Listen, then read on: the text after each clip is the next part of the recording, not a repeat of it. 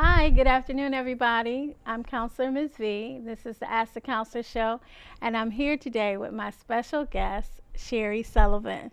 So, Thank Shari, how you. are you today? I'm blessed. I'm really well. Good, Thank you. good. So, we're going to talk about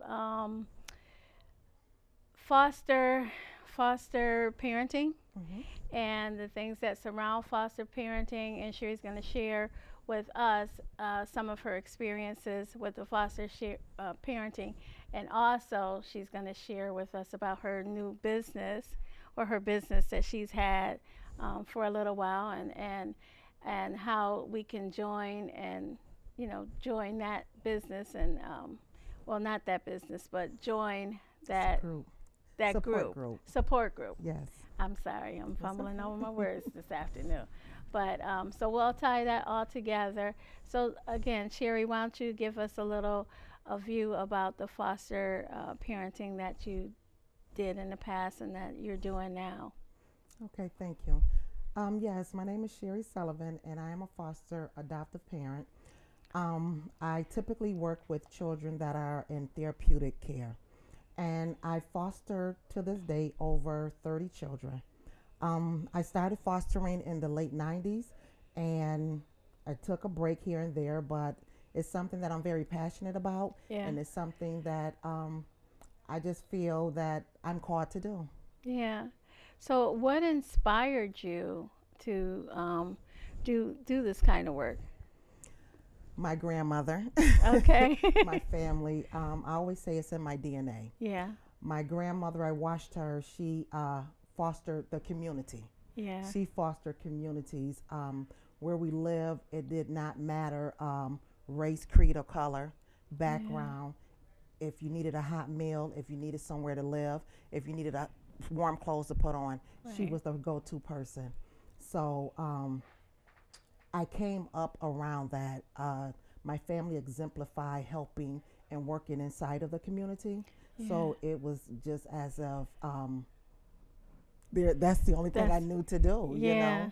I have my uncle. He was a foster and adoptive parent, so I came up around that. Yeah. hmm So tell me, you said you work with children in the therapeutic Therapeutic. foster parenting. Can you hmm tell me a little bit about that?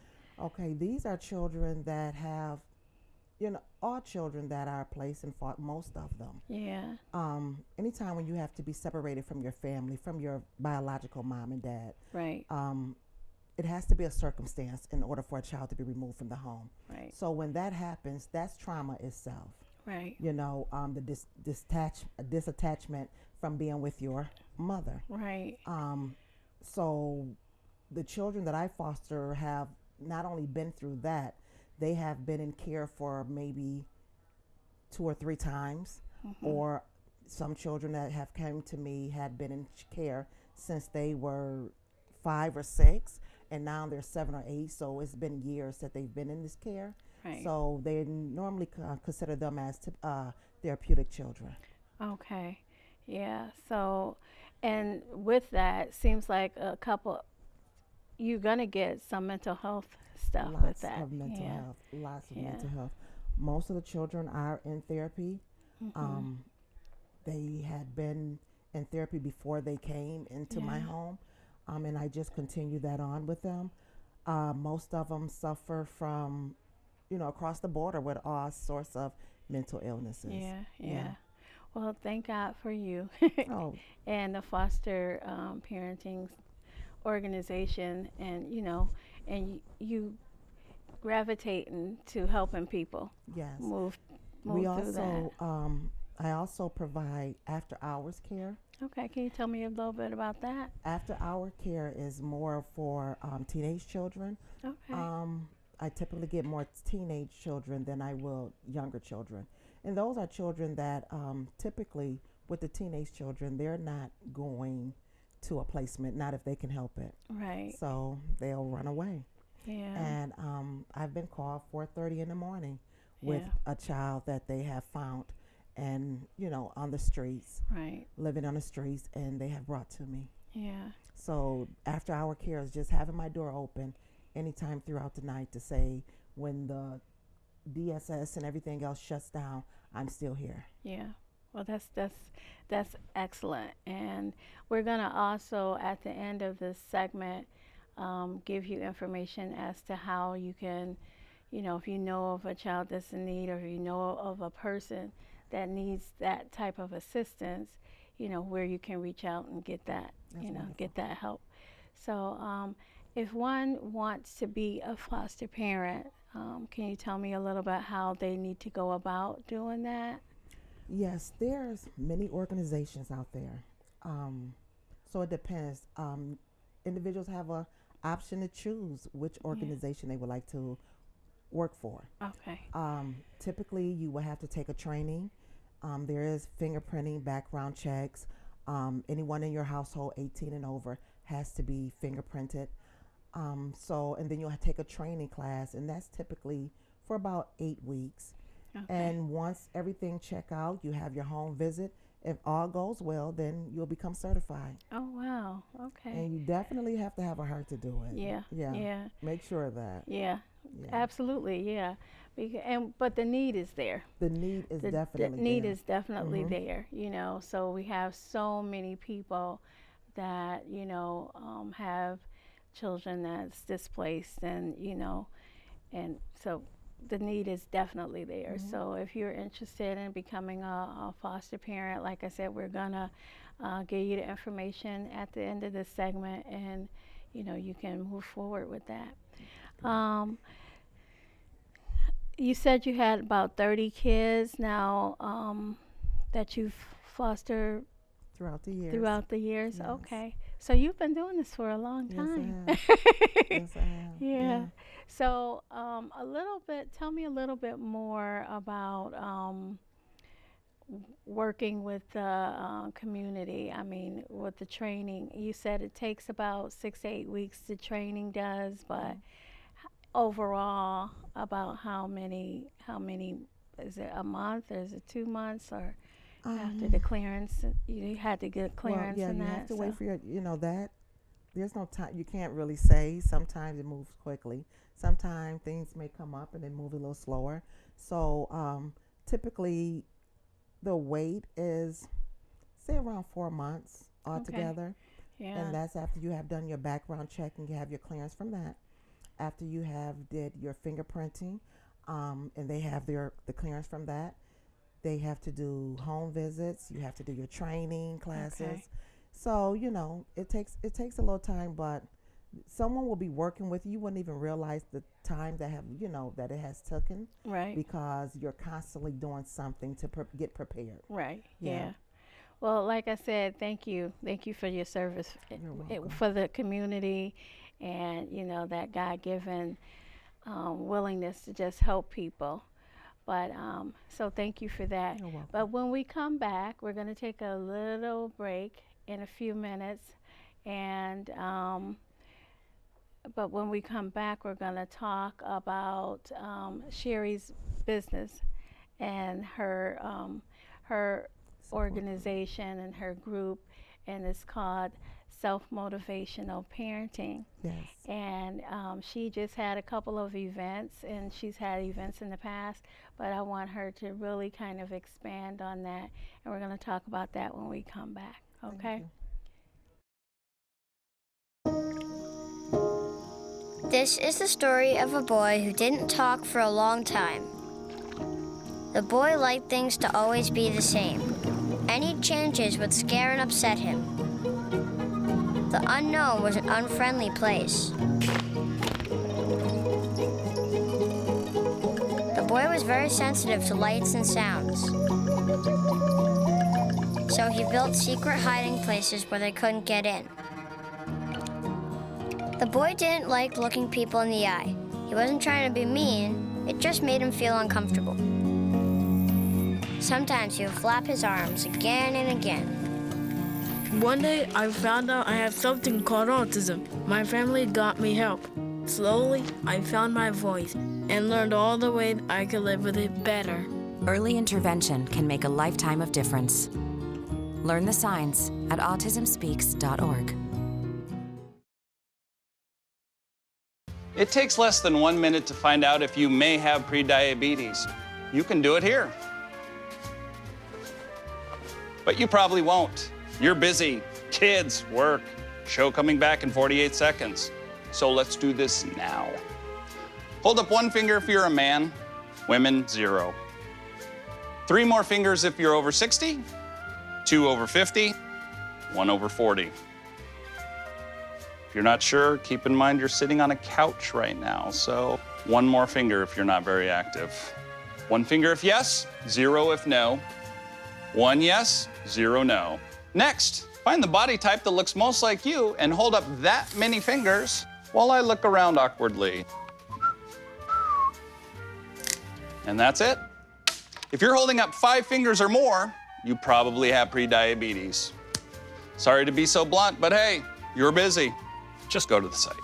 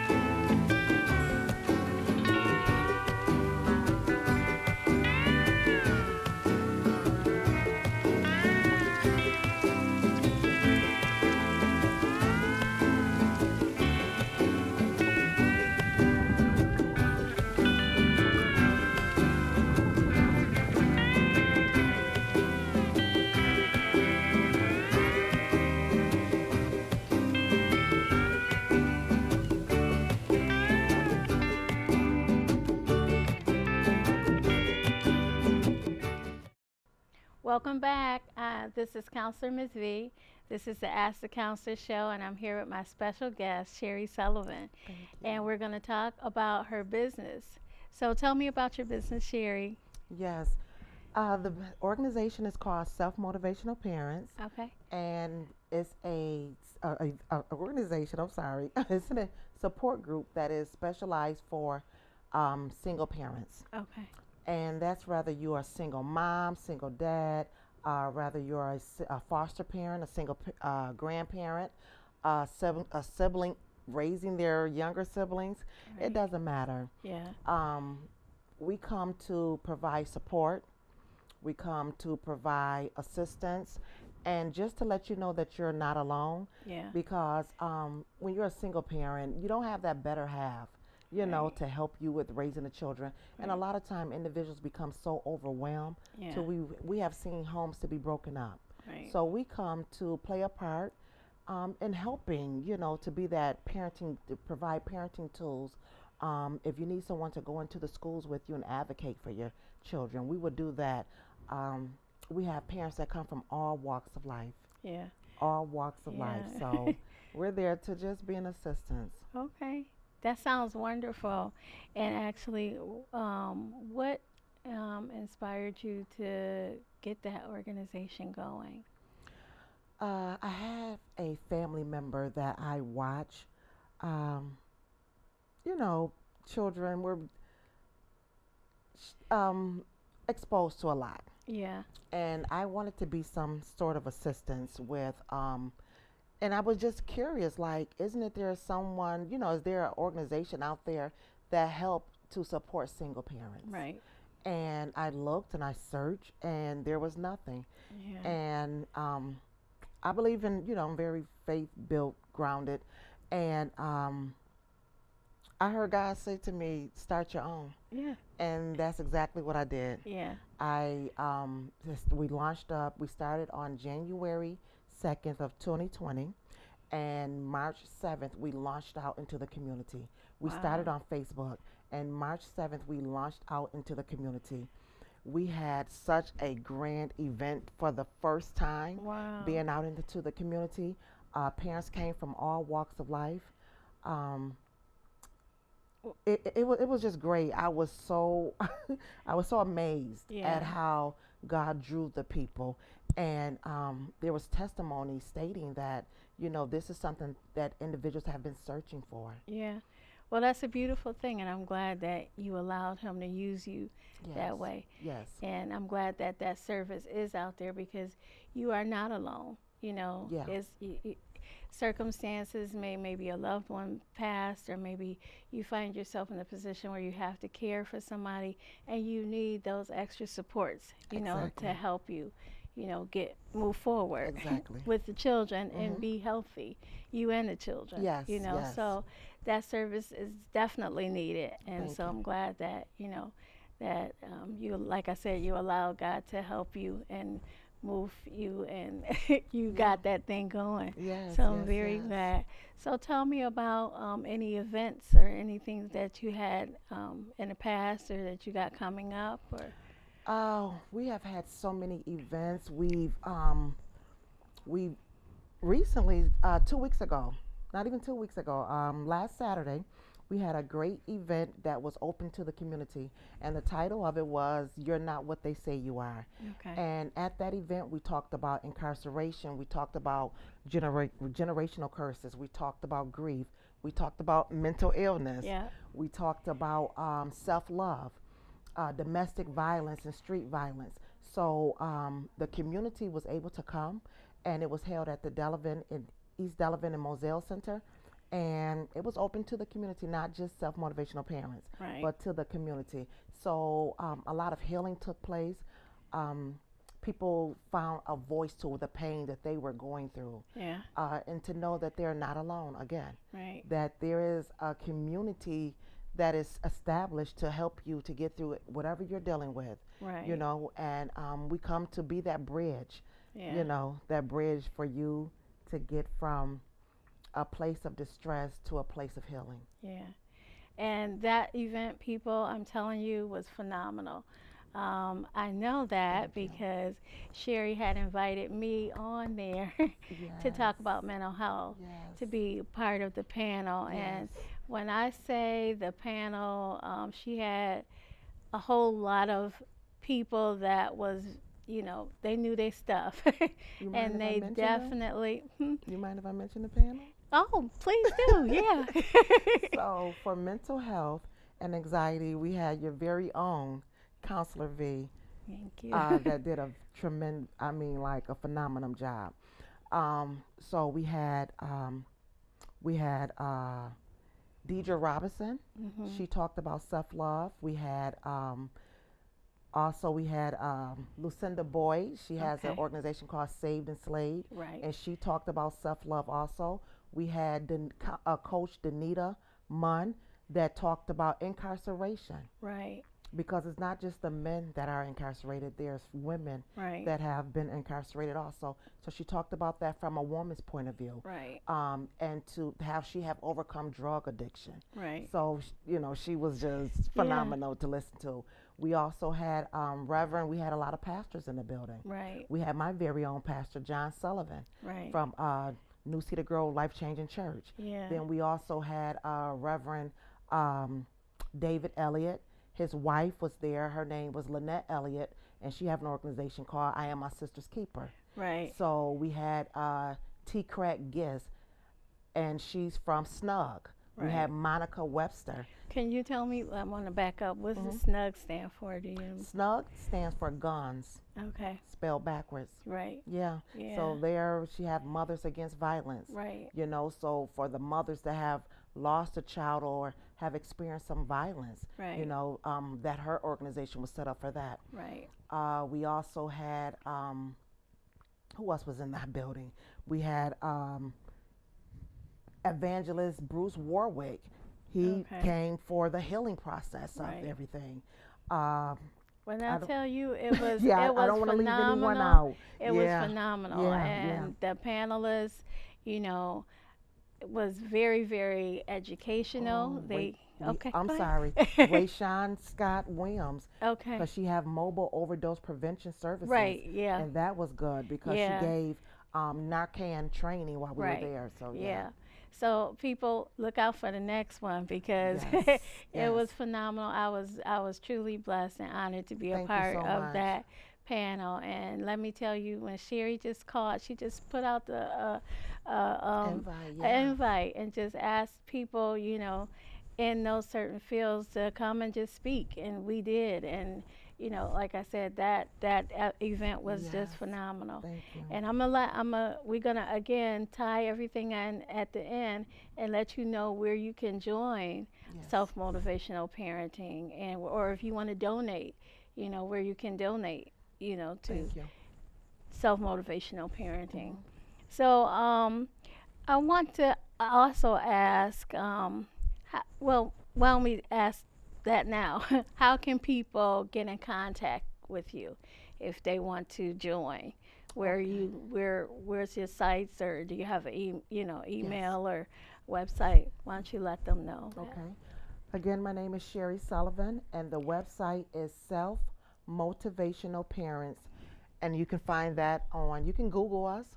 You can Okay. find it on Facebook. You can log on to Facebook. It's a public group, and find Self-Motivational Parents and hit join, and we will accept your request. Also, one of the things that we want you to do is make sure that you have children, or that you have recently raised a child. Right. Because this is all about the kids in reality. Right. And in order to protect and heal the children, you have to start with the parents. Right. So Yeah. that's what we're here for. We want to build up the parents so that the parents can go home and build up the children. Right. You can also contact me on my email address, which is Shari Sullivan, which is spelled SHARISULLIVAN 11439 at gmail.com. Okay. And then also, any donations are sent to $Mia Queen, the number 14. Okay. All right. So like I said, that all information will be in the credits. So you'll be able to reach out to Shari, whether you want to join, whether you want to donate, what have you. And you have something coming up because the holiday season is here. Yes. So I want you to tell us a little bit about that. Yes. We, December 11th, Okay. we're going to have a Christmas exchange, and we're going to just have some fun, and mostly it's fellowshipping. Okay. We're going to exchange gifts and just have a good time having dinner together, and we're looking forward to that.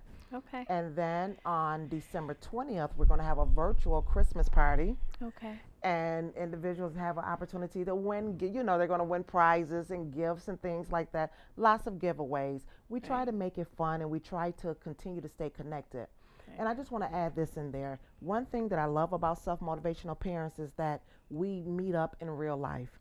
We're Yeah. not just on social media. It's not just Right. another social media group that you can join. Right. We actually meet up in real life. We have support groups all over Buffalo. We Okay. meet up at, we have met up before, just recently, at the Frank Merriweather Library, which is right across the Yeah. parking lot. We've met there, and we've had a group there, and we talked about surviving through the pandemic. Right. We go out, we pass out masks, we have, we collaborate with other organizations. So we really do meet up and spend time together with one another in real life. Right. We have accompanied individuals to court. We have accompanied individuals to schools. Right. Whatever you need. Yeah, so Whatever the you support need. is there. The So support is you don't have to definitely there. deal with these, life events by yourself. Like she said, the support is there. All you got to do is request membership Yes. and join. Or Yes. if you want to, like I said, donate something, or if you just want to be a part of that, the opportunity is there, and just reach out. So I do definitely want to thank you, Shari, for You are coming on welcome. today. You're welcome. And for Thank you for sharing having your us. experience and education and everything about the foster and parenting piece, and your business, self-motivational parenting, and that's both of them is wonderful, and I thank God for you. Thank you so much. So that's about it for today. So I definitely want to thank my audience for tuning in. Again, this is the Ask the Counselor show. I'm Counselor Ms. V, and I do always like to end with my scripture, which is 2 Timothy 1:7. For God has not given us the spirit of fear, but of power and of love and of a sound mind. So thank you guys. God bless, and see you soon.